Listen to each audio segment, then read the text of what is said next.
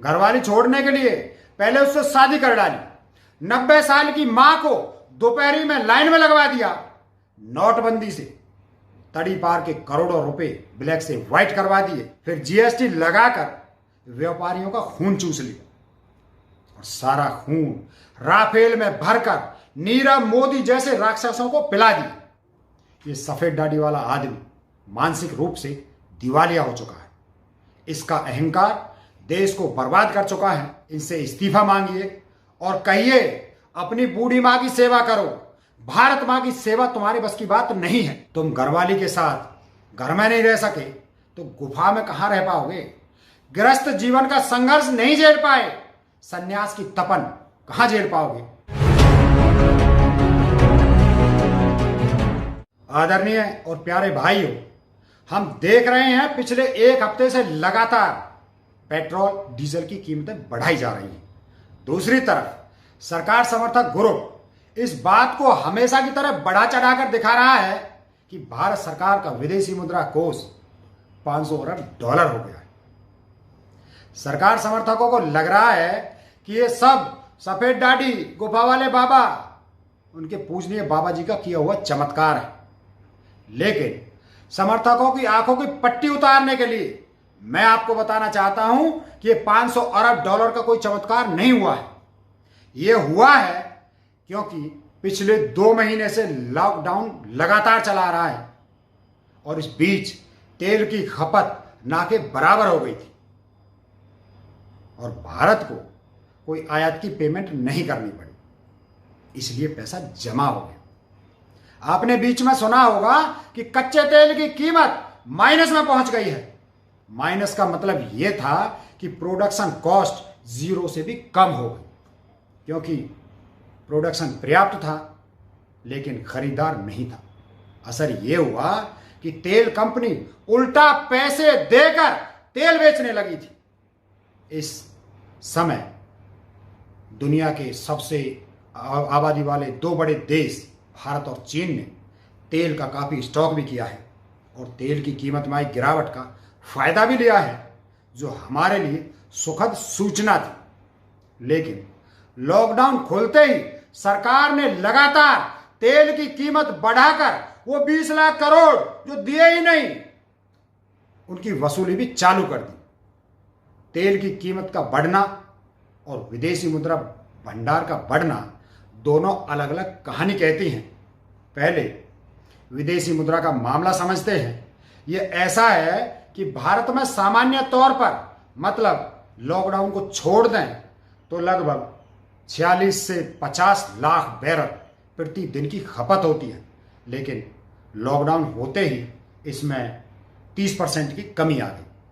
तो हुआ यूं कि भारत ने जो तेल खरीदा उसके लिए बहुत ज्यादा पैसे नहीं देने पड़े, क्योंकि विदेशों से आने वाले हर आयात के लिए हमें विदेशी मुद्रा की कीमत चुकानी पड़ती है, जो बहुत कम हो गई।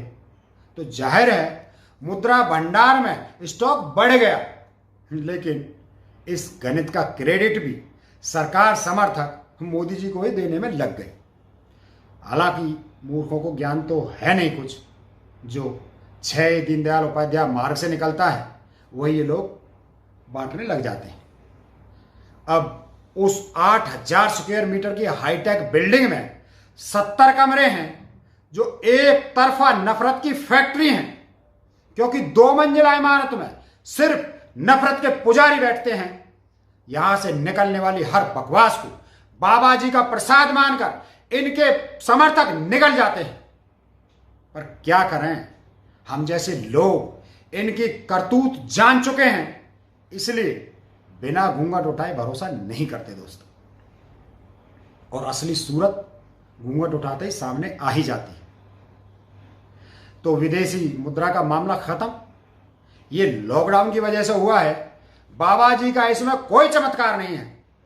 वैसे भी बाबा जी के राज में अगर कोई कोष बढ़ा है तो सिर्फ तकलीफों का कोष बढ़ा है, आंसुओं का कोष बढ़ा है, और ये पाप वो अपने घर से शुरू करते हुए दिल्ली तक पहुंचे। अब बात करें पेट्रोल डीजल के रेट बढ़ने की, तो आप बताइए भाई, ये देश किसका है, ये देश किसके लिए है और ये देश क्यों है। देश जनता का है, जनता के लिए है और जनता के विकास के लिए देश है। लेकिन बाबा जी को पता नहीं किस किताब का नक्शा दिमाग में भर गया है। इस आदमी को सब कुछ उल्टा ही समझ में आता है। घरवाली छोड़ने के लिए पहले उससे शादी कर डाली, 90 साल की मां को दोपहरी में लाइन में लगवा दिया, नोटबंदी से तड़ी पार के करोड़ों रुपए ब्लैक से व्हाइट करवा दिए, ना आतंकी हमले रोके ना आतंकी रोके, फिर ये देश की जनता को चूस कर सरकारी खजाने भरने में लग गया। यार ये पागल आदमी ये क्यों नहीं समझता कि देश की जनता को अमीर बनाकर अमीर बना सकते हैं देश को। जनता का खून चूस कर सरकार अमीर नहीं बनाई जाती, देश अमीर नहीं बनाया जाता। ये तो वही सुखीराम लाला की तरह गरीबों को कर्ज में दबाकर उनकी संपत्ति हड़पने जैसा है। पहले आपके घर के दबे हुए नोट हड़प लिए, फिर जीएसटी लगाकर व्यापारियों का खून चूस लिया और सारा खून राफेल में भरकर नीरव मोदी जैसे राक्षसों को पिला दिया।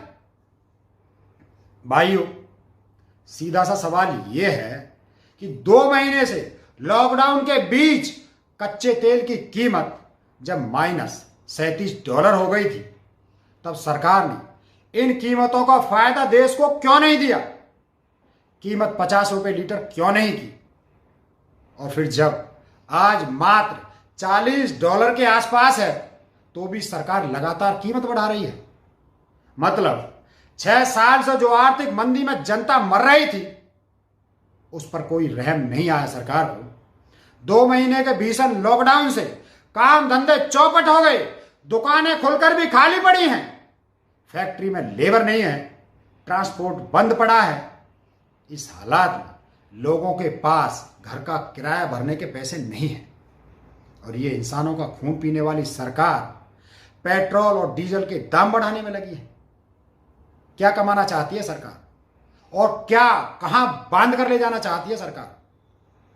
जब हमारे देशवासी नहीं बचेंगे तो किसका देश चलाओगे?